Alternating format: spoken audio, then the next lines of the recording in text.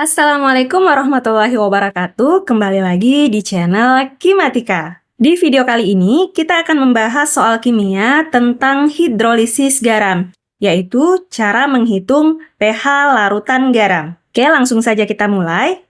Jika 66 mg NH42 kali SO4 diketahui MR-nya 132, dilarutkan dalam air sehingga terbentuk 500 ml larutan. Maka pH larutan yang terbentuk adalah diketahui KBNH3 sama dengan 2 kali 10 pangkat min 5. Oke, sebelum kita menentukan pH dari larutan ini, kita pastikan dulu apakah larutan ini termasuk larutan asam, atau larutan basah, atau larutan garam, atau larutan penyangga. Kita lihat jenis senyawanya dalam soal ya. Di sini senyawanya adalah NH4 2 kali SO4. Berarti larutannya merupakan larutan garam. Kenapa larutan garam? Karena pada senyawa ini mengandung ion kuat dari asam, yaitu SO4 2-, dan ion lemah dari basa, yaitu NH4+. Sehingga garam ini disebut juga dengan garam yang bersifat asam karena terbentuk dari asam kuat dan basa lemah. Untuk menentukan pH dari larutan garam yang bersifat asam, maka rumus yang kita gunakan adalah konsentrasi H+ sama dengan akar KW per KB dikali konsentrasi garam dikali valensi garam. Kemudian kita masukkan datanya ya, sama dengan akar KW adalah tetapan kesetimbangan air. Ini tetapan air yaitu 10 pangkat min 14. Ini harus dihafalkan ya, karena biasanya tidak diketahui di soal. Per KB dari basa lemahnya. Basa lemahnya adalah NH3. Diketahui di soal 2 kali 10 pangkat min 5. Kemudian dikali dengan konsentrasi garam. Nah, pada soal konsentrasi garamnya belum diketahui. Yang diketahui adalah massa dari garam, MR, dan volume larutannya.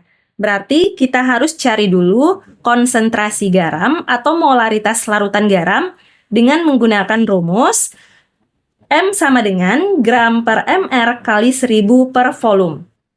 Sama dengan gram atau massa, ini harus satuan gram ya. Di sini satuannya adalah miligram, kita ubah menjadi gram, berarti dikali dengan 10 pangkat min 3 atau dibagi 1000. Jelas ya? Dibagi dengan MR. MR-nya adalah 132. Dikali 1000. 1000 kita ubah langsung menjadi 10 pangkat 3 ya. Per volume satuannya harus mililiter. Di sini sudah sesuai yaitu 500 ml. Kita hitung 10 pangkat min 3 dikali 10 pangkat 3 itu habis atau sama dengan 1 ya. Kemudian 66 dan 132 sama-sama kita bagi 66. 66 dibagi 66 adalah 1. 132 dibagi 66 adalah 2. Jadi di bagian pembilang tersisa 1. Di bagian penyebut tersisa 2 kali 500 atau sama dengan 1000. Sama dengan 1 per, kita ubah jadi bilangan berpangkat ya, 10 pangkat 3, 1000 itu sama dengan 10 pangkat min 3, lalu kita pindahkan ke atas, ke bagian pembilang, maka menjadi 10 pangkat min 3. Nah, inilah konsentrasi dari larutan garam, yaitu 10 pangkat min 3 molar. Berarti konsentrasi garam di sini sudah bisa kita isi ya, yaitu 10 pangkat min 3 dikali X. X adalah valensi garam atau jumlah ion lemah dari garam. Kita perhatikan senyawa garamnya yaitu NH4 2 kali SO4. Ion lemahnya adalah NH4. Nah, NH4 ini ada 2. Berarti nilai X-nya adalah 2. Kita sederhanakan ya. 2-nya bisa kita coret. 10 pangkat min 14 dikali 10 pangkat min 3, berarti pangkatnya dijumlahkan, min 14 ditambah min 3 adalah min 17, jadinya 10 pangkat min 17 per 10 pangkat min 5. Sama dengan, ini masih diakarkan ya, sama dengan akar 10 pangkat min 17 per 10 pangkat min 5. Berarti pangkatnya dikurang ya. min 17 dikurang min 5 itu adalah 10 pangkat min 12. Nah, akar dari 10 pangkat min 12 adalah 10 pangkat min 6. Oke, konsentrasi ion H plusnya sudah diketahui, berarti sekarang kita tinggal mencari pH dari larutan garamnya, yaitu menggunakan rumus min log konsentrasi ion H+. Sama dengan min log konsentrasi ion H plusnya adalah 10 pangkat min 6, berarti pH-nya sama dengan 6. Oke, jadi pH 500 ml larutan NH42 kali SO4 adalah 6. Jelas ya?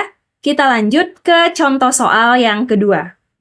Jika 300 ml larutan CH3COOH 0,2 molar diketahui Ka-nya sama dengan 2 kali 10 pangkat min 5, dicampurkan dengan 200 ml larutan KOH 0,3 molar. Harga pH campuran adalah, kita buat reaksinya dulu ya. Jadi asam asetat atau larutan CH3COH jika dicampurkan dengan larutan KOH, maka akan bereaksi menghasilkan garam, yaitu CH3COOK dan H2O. CH3COH ini adalah asam lemah, KOH adalah basa kuat, kemudian CH3COOK adalah garam. Garam yang bersifat apa? Bersifat basa, karena terbentuk dari asam lemah dan basa kuat. Jadi yang kuatnya adalah basa. Kemudian kita tulis data yang diketahui di soal. CH3COH itu volumenya 300 ml, konsentrasinya 0,2 molar. Lalu KOH diketahui volumenya 200 ml, konsentrasinya adalah 0,3 molar.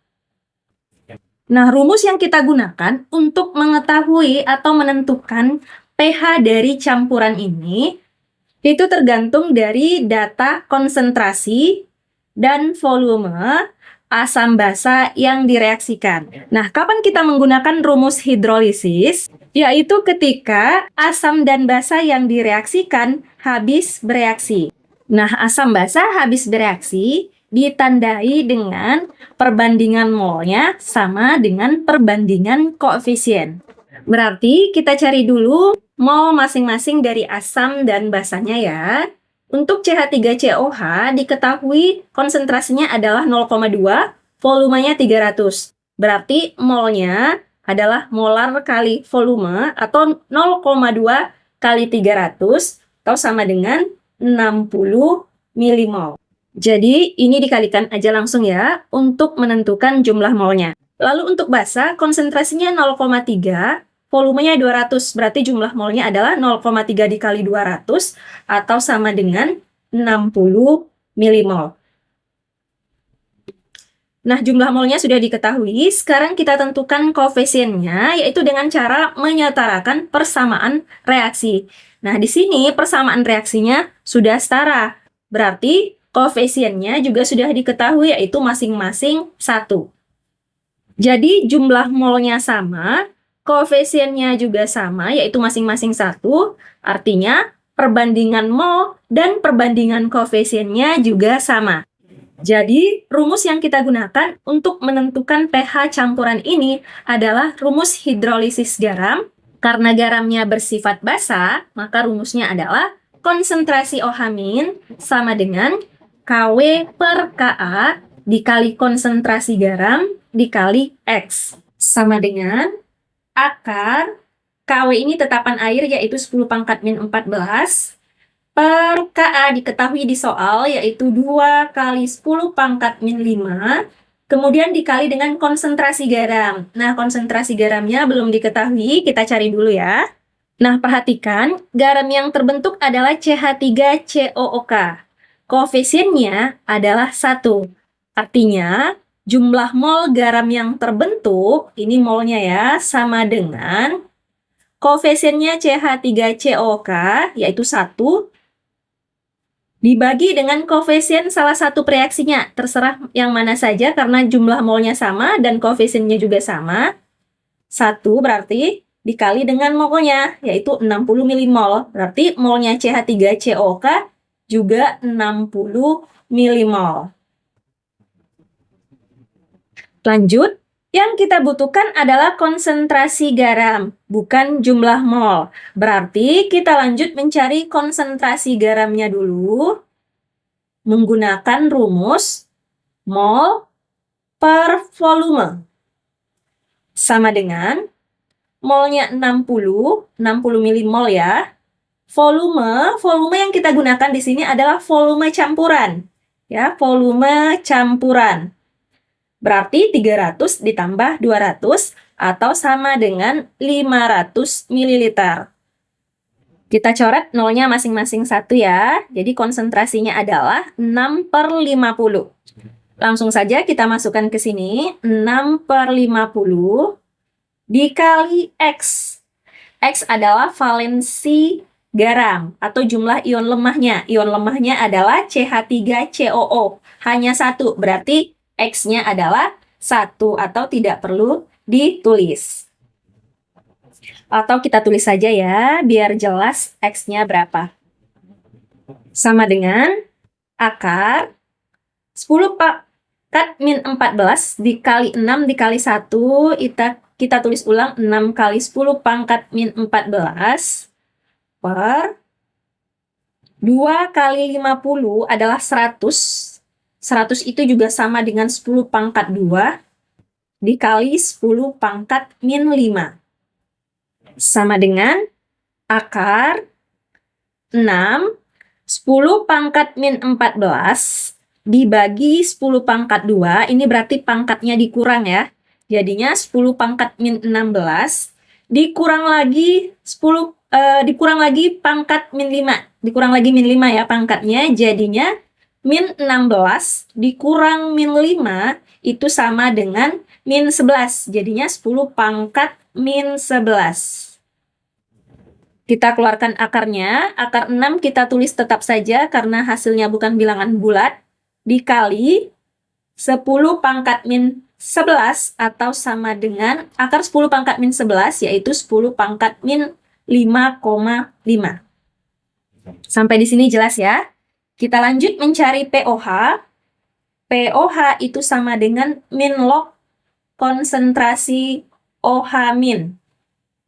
Berarti sama dengan min log akar 6 kali 10 pangkat min 5,5 sama dengan 5,5 dikurang log akar 6.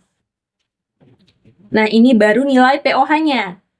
Kita lanjut lagi mencari pH-nya, yaitu 14 dikurang pOH sama dengan 14 dikurang pOH-nya adalah 5,5 min log akar 6